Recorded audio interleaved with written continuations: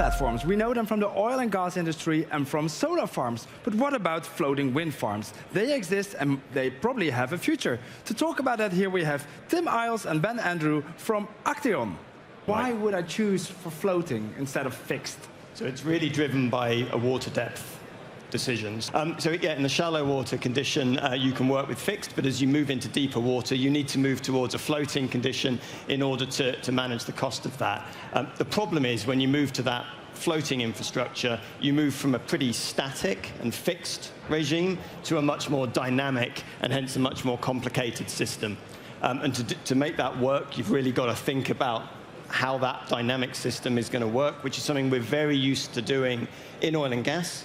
But it's quite different in the wind market, where people are used to fixed, rigid, static structures. So it's that dynamic aspect. What is basically the amount of meters where floating is more cost efficient than fixed? So once you get beyond about 60 to 80 meters, fixed starts to struggle. The problem is that there's then actually a region up to about 150 meters where floating is still quite difficult, and it really starts to work beyond about 150 meters. But the trouble is the industry wants to work its way logically into deeper and deeper waters. So some of the challenges are actually bigger in that intermediate region between 70, 80 and 100 meters. If I look at the maps of where future wind parks are planned, they're going to get further and further away from the shore, higher depth. So is floating going to be equally important or maybe more important than fixed in the future? Depends where you are in the world. Certain countries don't have that shallow, near-shore acreage to put fixed wind. So in those countries, places like Japan, Taiwan, some of the US, floating wind will play a really key part in enabling renewable energy sources in those regions. So it's quite geographically diverse where floating wind is going to play a part, but probably generally, yes, it will do.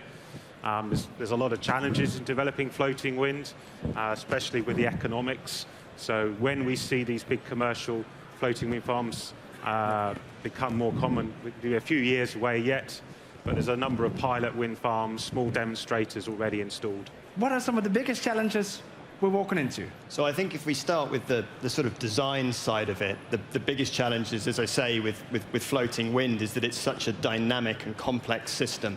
The turbine needs to be stable, the platform needs to operate properly, the excursions need to be limited so that the cables work, the mooring system needs to function without overloading the anchors. So there's a lot of complex engineering challenges that interplay with one another. And one of the things we've learned in the oil and gas industry over many, many decades is that you need to consider that as a system. If you try and package that up and design individual components in isolation, you end up with a very inefficient system or one that doesn't work at all. So you need to look at it much more as a system rather than individual packages, and you need to understand it holistically. And I think the same translates through to the operational side as well. Yeah. So for operations for a floating wind farm, you've got a number of activities that you're going to be doing every year on a floating wind farm. You're going to be doing inspection work, maybe some light maintenance, and I'm mainly talking here about the subsea bits, the wet bits of that infrastructure. You're going to have monitoring systems, but you've got a lot to inspect. You've got all these moorings, cables, the hull, the anchor. So yeah, you've got lots of components to look at. You've got lots of different techniques to use. So the amount of work to be done offshore could be quite extreme and cost prohibitive. So one of the things we've picked up from oil and gas and that we've been doing with oil and gas operators is looking with a risk-based approach for O&M. So you start early on in the design phase. You look at all the different failure modes that can happen with a system. And for each of those failure modes, you assess what's the best type of technique to give you the information whether that failure is happening. So you might have to just inspect it visually. Some places on these platforms you can't inspect. So if it's critical, do you need to put monitoring on there, permanent monitoring? Or do you need to have a spares philosophy? So you know, for example, mooring systems will fail at some point during the life, or there will be some failures. There's going to be a lot of mooring lines. So you need to be thinking about having a spares philosophy for the mooring system. So all these things we've been used to doing in oil and gas, and we need to translate that now into floating wind. And one of the other tools that we've developed in oil and gas and used quite successfully is the digital twin. And what we're talking about here is a digital response twin. So it's not a 3D model that you might be used to seeing.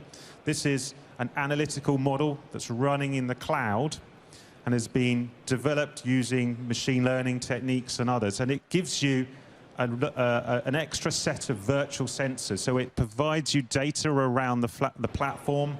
For example, key interfaces on the moorings, on the cables, maybe key welds on the structure on that floating platform. And it provides you extra data that you wouldn't get through the standard inspections and monitoring.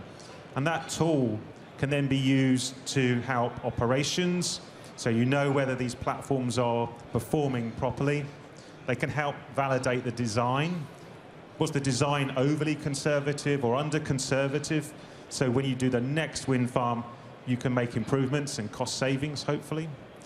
And really importantly, you can look at life extension. So through these tools like digital twin, monitoring, inspection, what we really want to do is collect data about the asset and how it's been performing and look to take the design life for a floating wind farm. Typically, maybe it's 30 years to start with.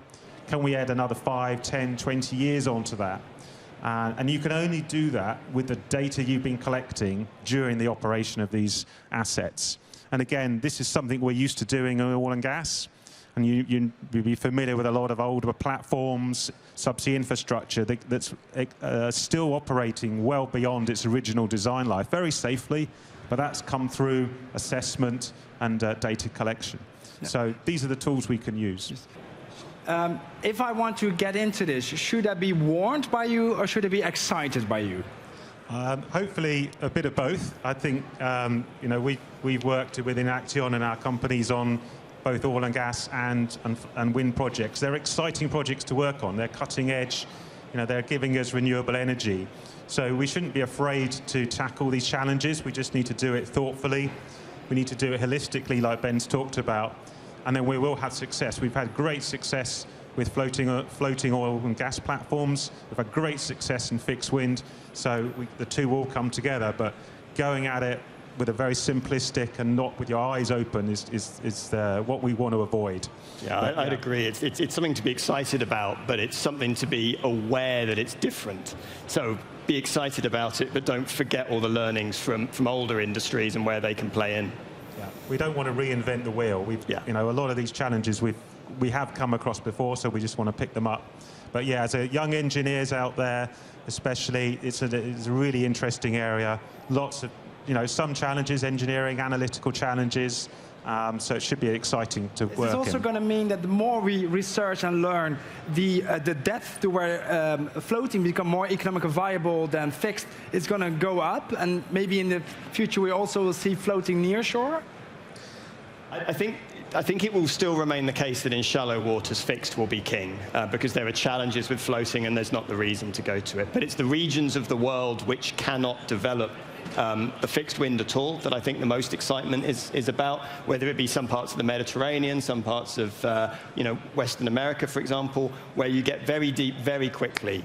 And that's really where the floating, I think, is most exciting. This opens up lots of new areas for possible wind farms. Yes, that's right, yeah.